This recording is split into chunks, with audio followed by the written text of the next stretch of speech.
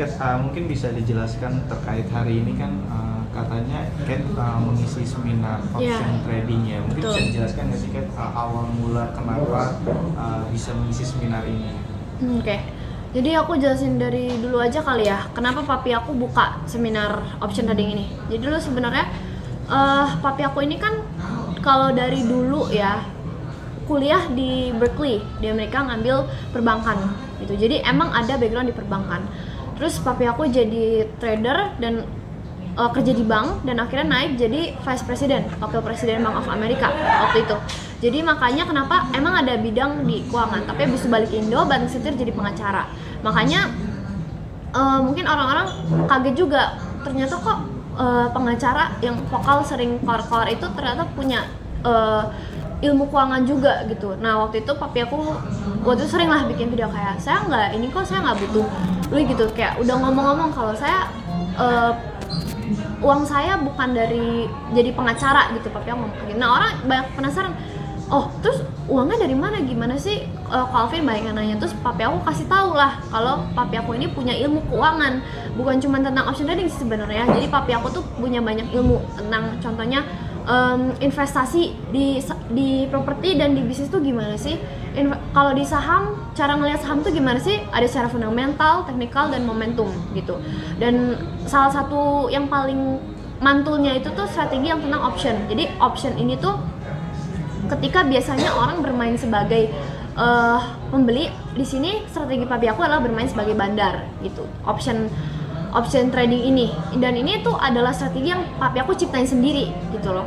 Option di Indonesia mungkin ada beberapa ya, tapi strategi yang satu ini cuman ada di kelas ini, dan hal yang kayak gini tuh ilmu keuangan kayak gitu nggak diajarin di kuliah gitu. Oke, jadi awal mulanya dulu karena orang banyak yang Pak Alvin ajarin dong ilmu ini gitu. Jadi papi aku buka kelas. Awalnya papi aku bilang 25 aja ya, nggak usah banyak-banyak. Tapi itu di batch pertama sampai kemudian sampai sekarang ini di batch ke-8 orang-orang pada mau banyak, bahkan sampai ngantri sampai berbulan-bulan kemudiannya. Jadi ngambah sampai 40-an gitu. Di batch ke awal itu papi aku semua yang ngajar. Nah, tapi kan teman-teman tahu kan kondisi papi aku tuh bagaimana. Jadi di batch yang kedua sampai ke-6 itu aku sama tante aku dan tim ngebantuin untuk ngajarin. Jadi di batch kedua papi aku bilang ke aku, "Beb, kamu ngajar ya?" "Hah? Aku sih udah ngerti ya, cuman kan mengajarkan orang dengan mengerti sendiri itu kan hal yang berbeda gitu." Karena dulu waktu di penjara, pas papi aku masih zamannya di penjara tuh tiap Sabtu aku kesana belajar keuangan ini. Jadi belajar dari buku ini, buku Big Green Machine ini papi aku tulis pas masih dari pengalamannya di Amerika. Satu buku full ini berapa halaman? 160 halaman aku pelajarin. Dan itu juga berbulan-bulan untuk nyelesain ini. Jadi aku bawa buku catatan, papi aku jelasin, oke aku tulis, aku pahamin gitu. Jadi sama aku penjara aku belajar ilmu keuangan gitu.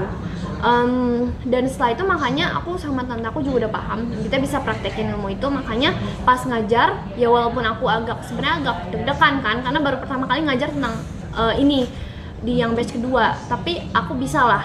Dan makin lama di batch yang ke-6 itu aku udah lancar, dan barusan aku ngajar juga udah, menurut aku ya aku udah sangat bisa. Cuman emang kelemahan aku tuh kadang kalau ngomong kecepetan, karena kebiasaan dari kecil kalau ngomong kecepetan. Sekarang aja nih ngomongnya kecepetan ya gitu sih ya gitu. Jadi awalnya kayak gitu. Kat, alasannya kenapa bisa tertarik untuk belajar option trading itu, mengingat kan mungkin usia Kat itu kan masih dibilang ya 17 tahun gitu ya, masih inilah, maksudnya apa alasannya itu? Ya awalnya kan aku nggak tahu ya kayak gini, cuman kan yang namanya orang, kalau aku dengar dari papi aku, nih Beb, ilmu ini kamu pasti kamu pasti untung, dan sampai sekarang belum pernah ada kerugian. Buktinya ini sampai sekarang dari orang yang selalu datang ini selalu untung, dan belum pernah ada rugi yang ikut training kelas ini kalau bermainnya sesuai dengan strategi yang diajarin. Ya aku mau belajar pastinya biar aku juga bisa, karena kebanyakan orang ya ketika misalnya dikasih warisan berupa misalnya uang atau aset, uang itu tuh lama-lama akan habis. Kalau misalnya kita belajar gimana sih cara mengoptimalkan uang tersebut agar selalu misalnya mendapat bunga tiap bulan, ada kenaikan lah dari uang tersebut. Nah itu kan bagus itu, daripada lama-lama kalau kita nggak apa-apain, uang itu lama-lama habis gitu. Atau nggak, kalau misalnya cuma taruh ke deposito itu kan akan kalah dengan nilai inflasi kayak gitu. Jadi papi aku ngajar nih cara-caranya gimana untuk ngeinvestasiin uang gitu. Jadi itu menurut aku sangat berguna ya, karena di kedepannya juga aku nggak akan kekurangan gitu. Jadi itulah kenapa aku tarik juga, aku biar bisa ngelanjutin apa yang udah papi aku mulai. Kan papi aku udah punya ilmu itu, papi aku bagi-bagi ke orang-orang lain ilmunya, tapi ya ikut kelas ini bayar 15 juta. Kenapa? Karena ada biaya hotel, biaya makan, dan ada tim yang harus juga dibayar gitu. Jadi makanya kenapa kelasnya bayar. Tapi papi aku ini niatnya mau bantu biar masyarakat ini cerdas secara ilmu keuangan. Makanya kenapa aku juga mau belajar untuk diriku sendiri dan untuk biar bisa ngebantu orang lain juga gitu sih. Oke.